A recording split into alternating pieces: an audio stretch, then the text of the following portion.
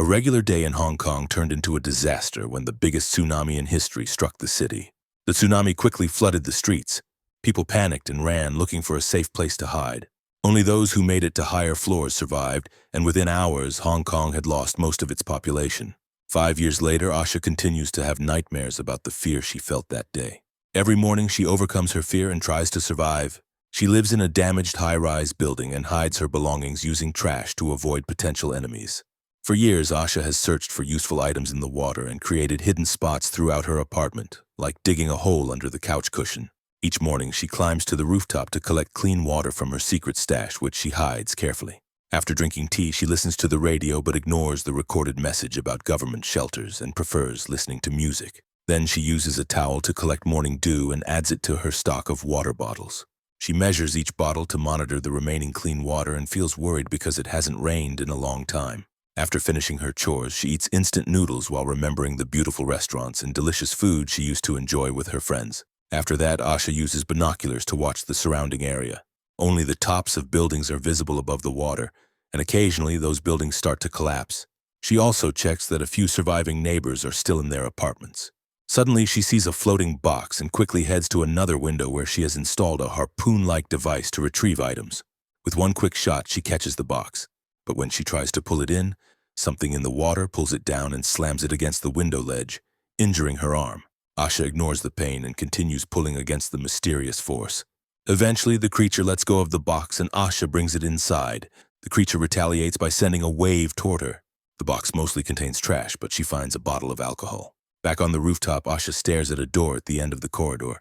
She uses the alcohol to clean her wound and drinks it to ease the pain. That night, she hears screams. When she looks, she sees 2 boats attacking the neighbors while scavengers search for supplies.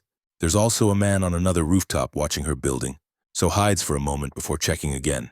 It seems like the boats are heading her way, so she quickly goes downstairs. She hides all her daily belongings, covers the mattress, and throws dirt in the hallway to make it look like no one lives there. Then she hides behind a fake wall in the closet, making sure to stay silent as the scavengers enter the room and search for food, even checking the closet. Luckily, they don't find anything, but Asha is shocked when she hears a gunshot. A man had just fired his weapon thinking he saw something move, but it was a mistake. After the group leaves, Asha cries in relief and tries to calm herself with happy memories from before the tragedy. Asha once had a stepsister and took her out to eat to start building a bond. The next day, she finds another box. Among all the trash, she's happy to find a bottle of honey. But her joy is ruined when she sees a corpse floating in the water. Sometime later, while Asha is busy, someone sneaks in and starts taking her things from her hiding spots. Asha thinks she hears something but doesn't see anything, so she ignores it for now. When she's ready to sleep, she hears another noise and investigates with a flashlight, but finds nothing. She then washes her face and purposely leaves soap outside to catch the intruder, who turns out to be a little girl. She grabs the girl's shoulder to confront her, but the girl kicks her and runs away. She takes a few more items, including the homemade emergency lamp, and heads for the corridor. But before she can open the mysterious door, she hears Asha coming and runs away again. That night, Asha dreams about shopping for clothes for her sister's birthday and how she told her best friend she really wanted to leave her parents' house. When Asha wakes up, she realizes some of her food supplies are missing. She starts following empty food wrappers on the floor and finds the girl sleeping with the lamp. She doesn't wake her, so she starts cooking. When the girl finally wakes up, she starts searching for other hiding places. Inside a fake outlet, she finds an envelope with photos of Asha and her sister. Caught red-handed, the child runs off. Asha quickly puts the photos back in place, unaware that she accidentally drops one. After that, Asha makes a second portion of noodles and brings it to the girl, while remembering her sister's birthday dinner. Their parents had given the sister the family necklace, which made Asha angry, because as the firstborn, she felt she deserved it. They argued, and Asha eventually left. Back in the present, Asha is now wearing that necklace. The little girl refuses the food, so Asha leaves it next to her and walks away. The girl eats everything and a moment later realizes that Asha also left her a mattress. She doesn't use it, but the next morning she returns all the items she stole. For lunch, Asha makes 2 portions of noodles again and leaves one for the girl, then goes to eat on the rooftop. But the girl soon joins her and imitates everything she does. They both laugh and become closer, which reminds Asha of the happiness of her old life. At night, the little girl finally accepts the second mattress and sleeps beside Asha. Not long after, she starts crying and tries to hide it. But Asha tells her it's okay to cry and be scared. The little girl misses her family but believes she will soon meet her mother, because she's building a boat to go find her. She also mentions her name, Hei Hei. After a night full of nightmares, Asha takes Hei Hei to the rooftop to follow their routine. Hei Hei plays with the door and removes the latch Asha placed on the lock, so when the door accidentally closes, they can't open it from the outside. Asha gets annoyed, but Hei Hei quickly shows that she can unlock and open it again. Then, while Asha is preparing a new meal, she realizes her necklace is missing. At that moment, she hears some sounds and looks out the window to see that the scavengers have returned. So she asks Hei Hei to stay quiet while they wait for them to leave. Afterward, as Asha helps Hei Hei clean up, the little girl asks if they can leave together, but Asha refuses. She says this is her home and there's nothing out there. Asha then asks Hei Hei if she took the necklace, but Hei Hei says no and walks off to another apartment, upset by the accusation. At night, Asha eats dinner alone and realizes some of the water is missing. She investigates and finds out that Hei Hei took it to wash. This triggers another memory, when Asha heard news about a storm approaching neighboring countries and argued with her mother who wanted her to marry and be a good wife. That night, the nightmares get worse, and Asha keeps seeing all the bodies in the water. When she wakes up, for a moment she mistakes Hei Hei for her sister. After that, Asha teaches Hei Hei how to manage electricity in the building, but Hei Hei interrupts to ask about the door at the end of the hallway. Asha tells her to ignore it because the room smells bad, and if they open it, the smell will spread everywhere. Another flashback shows Asha watching the news report about the total destruction of Singapore by floods. Her mom turns off the TV and talks about the next family gathering, but Asha can't go. They argue again, and Asha tells her family that they make her feel like a prisoner before leaving the apartment. Back in the present, Hei Hei uses the radio and hears the message about a shelter. She quickly begs Asha to go there, but Asha refuses, explaining that going out is dangerous. They argue, and Hei Hei bitterly calls Asha names and leaves the room. Asha follows Hei Hei to another room and finds her building a raft out of trash and holding a flare gun. Asha immediately takes it from her and admits that she had tried to leave some time ago, but things outside were so terrible that she had to return. After making peace, Asha remembers how her sister followed her out of the apartment after a fight with their parents, begging her not to go. Asha explained it was time to leave but promised they would still meet again. The next morning, it finally rains. Asha and Hei Hei rush to the rooftop to collect as much water as possible and store it carefully. While working, Hei Hei notices that Asha's necklace had just fallen. Later, Asha finds the dropped photo and is overwhelmed with memories, so Hei Hei comforts her and reminds her that they have each other. When Asha goes to bed, she's surprised to find something under her pillow, her necklace, which had fallen off because the clasp was broken. Feeling guilty about how she treated Hei Hei, the next morning Asha begins working non-stop until she manages to finish building the raft.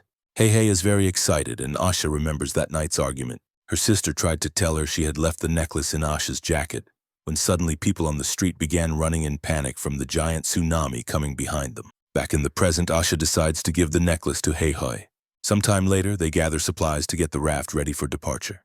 Hei Hei listens to the radio, but her headphones slip off, making the music echo loudly through the room. Asha rushes to turn it off, but soon they hear the scavengers outside. Panicked, they both quickly hide all their personal belongings. Then Asha pushes Hei Hei into the hole behind the fake closet wall. There's not enough space for both of them, so Asha hides in the smelly room. Soon, the scavengers enter through the window, but Asha hides just in time in the smelly room where she finds old family photos. The scavengers begin a much more violent search this time, destroying everything they find, including the raft. A man enters the smelly room and gags from the stench, but keeps moving and lifts old sheets, only to find the bodies of Asha's parents, which makes him vomit. At the same time, Asha also vomits, remembering the night of the tragedy. The wave had destroyed everything, killing dozens. Everyone began pushing each other to survive, so Asha dragged her sister into a building to climb the stairs. But the crowd followed them. Back in the present, the scavengers take all the food and stare at Asha's photos. A boy notices something strange about the closet and gets help from the others to move the false wall. They capture Hei Hei. Asha hears it all from her hiding place and once again flashes back to when her sister tripped and fell on the stairs and was trampled by the crowd. Asha panicked and kept running, not realizing her sister was gone until she reached the rooftop. Suddenly, Asha hears Hei Hei fearfully telling the group where she is. The scavengers quickly find her and beat her until she faints. When Asha wakes up, she's tied up and one of the strangers tries to take advantage of her. But then the leader calls him. A moment later, Hei Hei and all the supplies are taken to the scavenger's boat.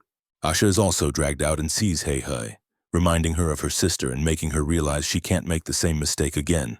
She pulls the rope, but the man yanks her back, making her fall into the water. Luckily, there's a broken sign nearby, so Asha uses it to hit the man. He gets angry and tries to drown her. After a struggle, Asha finally reaches into his pocket, grabs the flare gun, and shoots him, killing him. The other scavengers hear the noise and return to the building, but they don't see Asha. As the group splits to search, a large man hears Asha crying and approaches, but it's a trap. She trips him with some rope and beats him to death with a guitar. Then she grabs a knife and runs to another room to turn on the radio.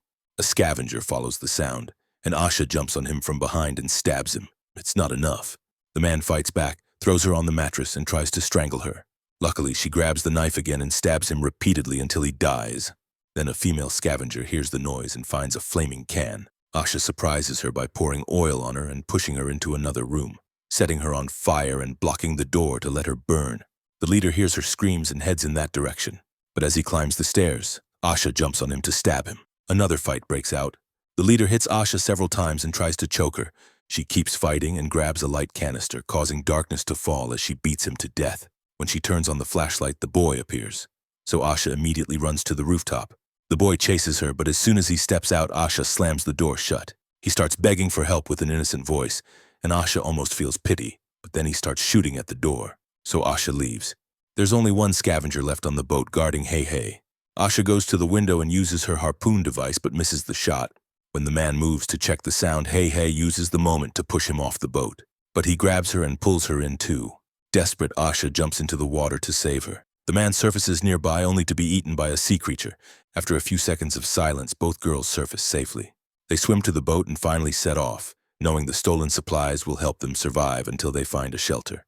That night, Asha finally sleeps without any nightmares.